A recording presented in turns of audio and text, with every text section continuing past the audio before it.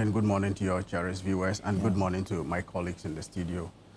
I think that to start with, it's not even for us to say that these are persons who were on a quest to gain employment. In my view, these are persons who were seeking an opportunity to serve this country, particularly in the military. True. That is particularly concerned with the security of all of us, and with the security of the nation.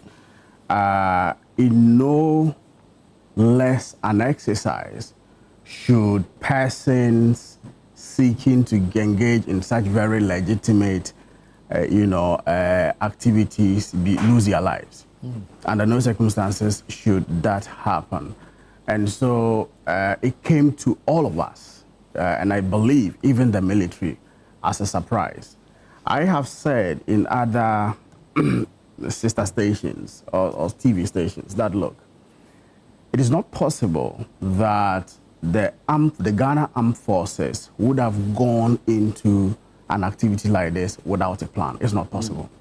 What happened is perhaps an unexpected breakdown of the plan, or perhaps an unexpected oversight of what could potentially happen. And the preliminary explanations point to the fact that there was an overwhelming surge even before the process could commence. And so that then led to, all of that. But having said that, look, I believe condolences are in order, particularly for the bereaved family. We are also with those who are injured in the several ways, that we got God's healing and speedy recovery will come upon them in this very difficult time.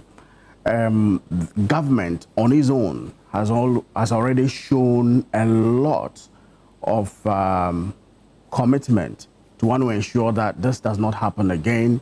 First of all, by condoling with the bereaved families, visiting them, beyond, and then by halting the process and ensuring that there's a review and that the process comes back in a more transparent and more safe manner.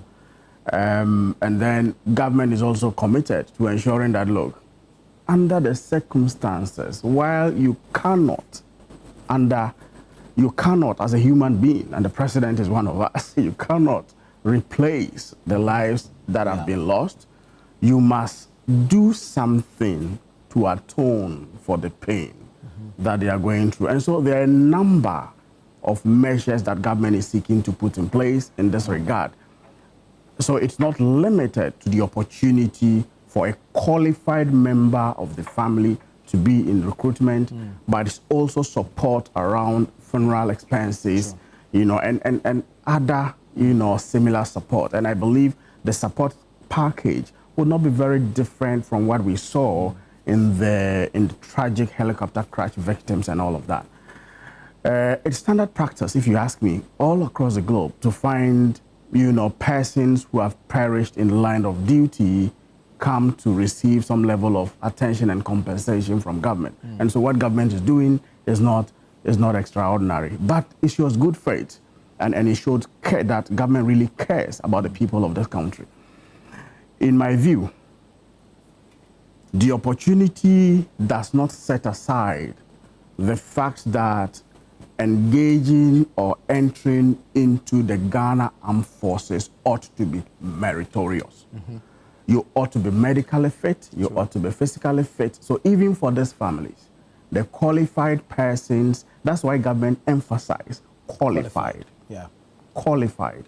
And so it's not for you to send anybody, but the persons must be medically fit, they must be physically fit, and then they must still go through the process. Except that some level of priority will be given to, because you know the numbers. Huge numbers against what is going to be recruited. So they will get that level of preference, but nothing in terms of the criteria will be compromised. And I think that's fair, because you and I still want to have a very strong army, that can protect this nation to the best of its abilities. And so for me, it's a call in the right direction. And all of us should support government in that regard.